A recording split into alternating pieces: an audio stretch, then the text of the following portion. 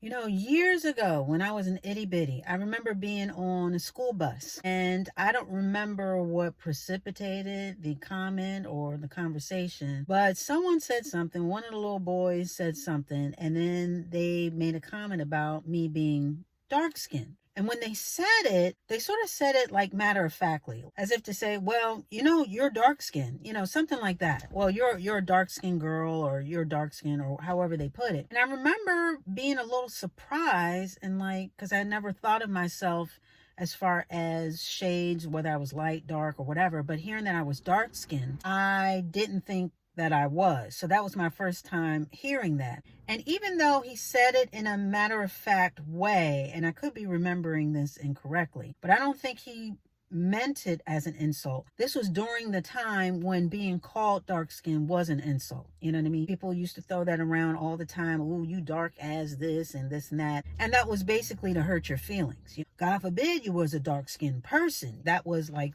the worst of the worst. So anyway, I took that and I sort of filed it away. I remember going home and looking at myself and just thinking, okay, well, he said I was a dark-skinned person. He said that I had dark skin. Maybe I do. So from that point on, I thought of myself as just a dark-skinned girl. And this was reinforced later when I was a little bit older and I had just started my first job or whatever. Well, one of my first jobs. I'll say first fast food job. Anyway, I got the job through the brother of two sisters that I knew through church. And plus they were sort of in the neighborhood or whatever. So I remember going over their house. The brother was there. He was way older. But he looked at me almost like he had a light bulb moment. Said, you know what? You're pretty for a dark-skinned girl. I usually don't like dark-skinned girls, but you're all right. And when I heard that, I want to say that I got a little sheepish and I might have smiled. But still I was taken aback and I was like, what is he talking about? And I'm looking at him. And he's saying that he normally likes light-skinned girls. Meanwhile, he's dark-skinned himself. So I was a little confused. But again, I had sort of already settled in my mind that I was probably a dark-skinned girl. So it wasn't a thing of me debating that particular fact.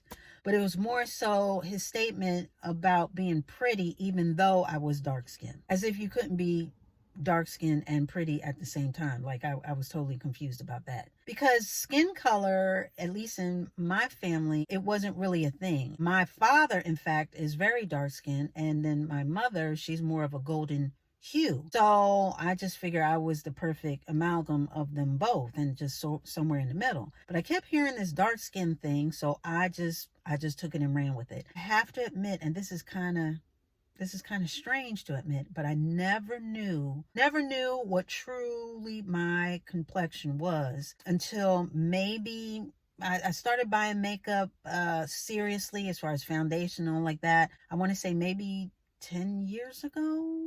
So I never really even knew my complexion until I started buying makeup. And even then, when I was getting into makeup and foundations and all this other stuff, I would always buy the darker hue. I remember in Revlon, that was my first foray into that. I was looking at all the darker ones, and then I ended up settling on mahogany, which even to this day is a little too dark for me. But I say all that to say I never knew what my true hue was.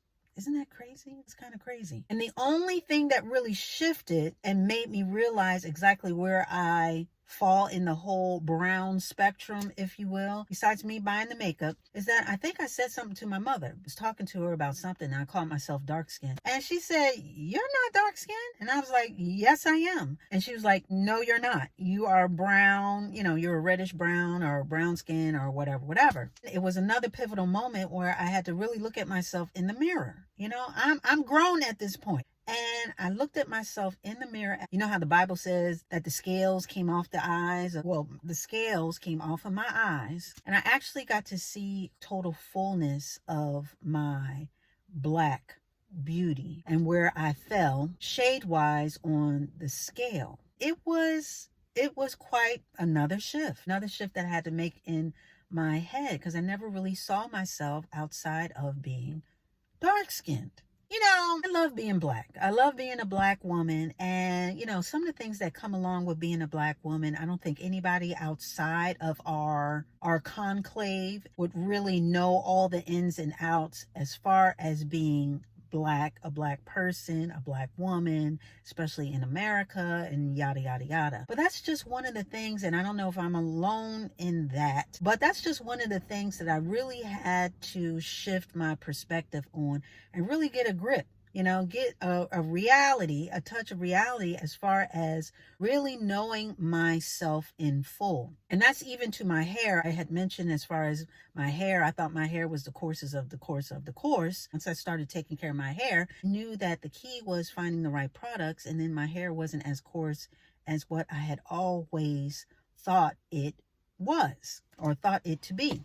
But like I said, there's a special uniqueness to being black and the whole black experience as far as what we go through, what we've been through, and what we put ourselves through. I can't speak for in other places, but I know here in America, there was this whole thing as far as the paperback test. So this whole hue thing and being dark skinned and light skinned has always been a thing with us, even to the point where, like I said, back in the day, if you were darker than a paper bag, then that was deemed too dark. But if you were paper bag or lighter, then light was right. Light was right and dark was wrong. And I know that there's a social component to it, okay? That cannot be ignored as far as all the way back to slavery and us being separated by hues. The darker hued person would work the fields, and be in the sun and have the harder jobs. And meanwhile, the lighter skinned person would have the lofty position of working in the master's house.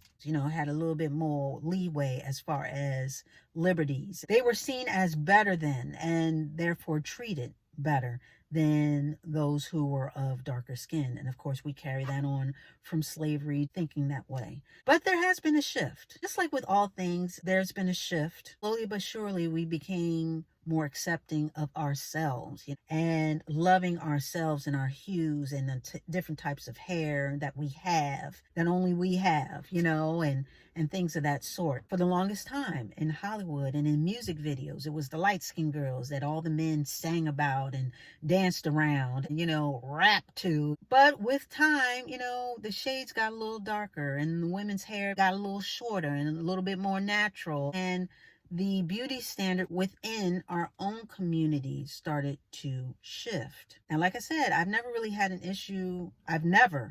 an issue with color or race. I've dated from dark to light. I've dated from white to black and, Hispanic in between. Like I said, my father is dark skinned. So I always had just a natural affinity for darker hues when it even came to dating. So this whole thing of, being dark skinned, I never thought of it as being a scarlet letter, if you will. I just thought of it just as being a truth, a black truth that didn't have any negative connotation. I used to have a huge crush on Michael Jordan. I mean, he is dark skinned, he's tall, he's good at basketball. And don't even get me started now.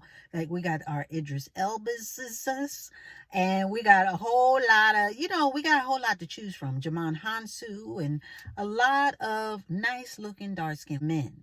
And not just with the men, but we got to shift as far as the women, with models like Iman and Alek Wek, as well as other beautiful Sudanese models and actresses. And even in movies and TV shows, shifted from light skin. Then they went a little bit browner. Then Hollywood said, okay, we don't want to do brown. We want to do racially ambiguous, where you can't even guess whether they black, white, whatever they Latino. We just want to keep it all blended and blurred. So there's no real focus in on race. But now, again, it has shifted. And now we see beautiful, dark-skinned women in leading roles. And I'm not just talking about in black movies. I'm talking about as far as big time TV shows like The Walking Dead. The most recent one that comes to mind is The Agency with Jodie Turner. So the tides are always ebbing and flowing. And it's not about others accepting us. It's about us accepting us, So I'm not worried about outsiders looking at us and deeming us beautiful, because we're not waiting for anyone else to take a scepter and, socially knight us as being beautiful or worthy of whatever moniker they want to put on us. I am more concerned, or I am more invested in how we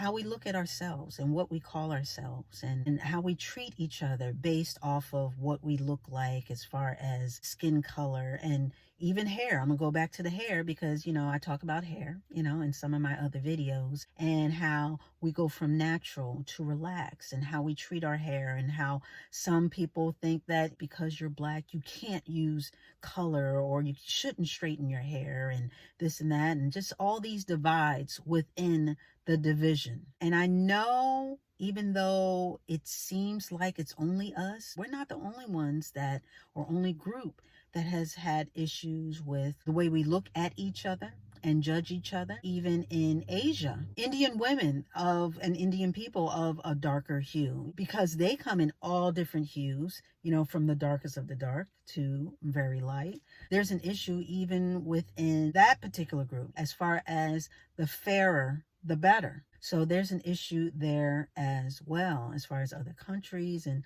where, the African diaspora, you got Jamaica and all these other places. And I know colonialism and different politics play a part, where, again, colorism or shadeism within certain communities, it's a thing. So I just wanted to come in here, and I don't know what made me think of this, but I'm going to state the obvious, and that is black is beautiful. Whatever color and tone you are, white is beautiful, brown is beautiful, yellow is beautiful, and black is beautiful too. And when I say black, I mean all black is beautiful. From the light cafe au lait all the way to the toasted Iban, from each bookend to everything in between. It is all absolutely beautiful. And it's time that we get away from all of this nonsense, pointing fingers and making fun of and not accepting each other, and accept each other for who we are, and stop being ashamed of who we are. Because you can't be, oh, I'm pro-black and this and that, but you don't like this person because they wearing straight hair. Well, I'm pro-black, or I'm for the black community and this and that, so forth and so on. But meanwhile, you in your own way are implementing your own paper bag test amongst who you date, amongst who, you talk to, who you deem worthy or not worthy, or black or too black or not black enough. Let's just stop it. And like I said, I think things are getting better. But even within that, things can get even better. We have a lot of vestiges of slavery that we really need to shake off. But in the meantime, and in between time, we need to treat each other with love and know that God created all of us. And what he created was good. In the Bible, they don't even mention race. They don't mention, black person this and white person. Well, there's no real white people in the Bible. But you know what I mean? They don't really mention that. It's tribes, it's groups, you know what I mean? Villages. But it's never broken down into race. So we need to take that into account. And like I said, we need to stop the division within the divides. And just know for ourselves that all black is beautiful. Not some of the black, not the lighter black, not the mid blacks, or the, black, whatever. All of this melanin, no matter how much you got underneath your skin, all of it is beautiful. All black is beautiful. So I don't know if we still saying it, you pretty for a dark-skinned woman. If we are, we need to stop it. Pretty for a dark-skinned girl? No, you just pretty, period. A pretty girl is a pretty girl, no matter what her skin tone, because all black is beautiful. And with that, we are going to put a button on it.